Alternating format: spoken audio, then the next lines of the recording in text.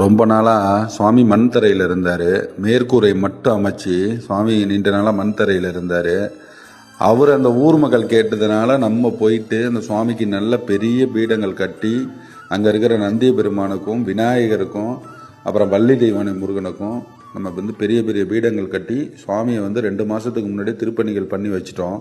சிவராத்திரி அன்னைக்கு காலையில் தான் பூஜை பண்ணணுங்கிறது உத்தேசம். ஆனால் அங்கே அன்றைக்கி பண்ண முடியாது.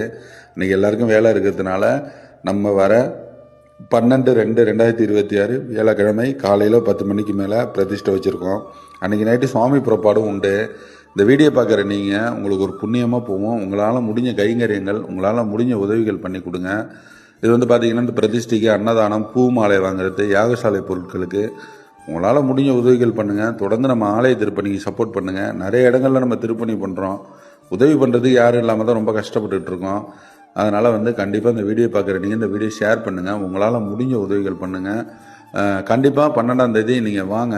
வந்துட்டு சுவாமிக்கு நடக்கிற பிரதிஷ்டை விழாவில் கலந்துங்க. ஒரு புண்ணியம் கிடைக்கும். இந்த சுவாமி எங்கே இருக்காருன்னு பார்த்தீங்கன்னா, நம்ம கும்பகோணத்துலேருந்து திருவாரூர் போகிற வழியில் நாச்சியார் கோயிலேருந்து அடுத்த ஸ்டாப்பு வண்டுவாஞ்சேரி மேலே சித்தாலத்தூர் கிராமத்தில் இருக்கிறாருங்க. சுவாமியோட பேர் வேதபுரீஸ்வரர். சுவாமி ரொம்ப சக்தி வாய்ந்தவர். கல்யாணம் ஆகாதவங்க, குழந்தை பாக்கியம் இல்லாதவங்களாம் இந்த சுவாமியை வணங்கினா கண்டிப்பாக ஒரு நல்ல மாற்றம் கிடைக்கும். சப்போர்ட் பண்ணுங்கள், உதவி பண்ணுங்கள். நன்றி.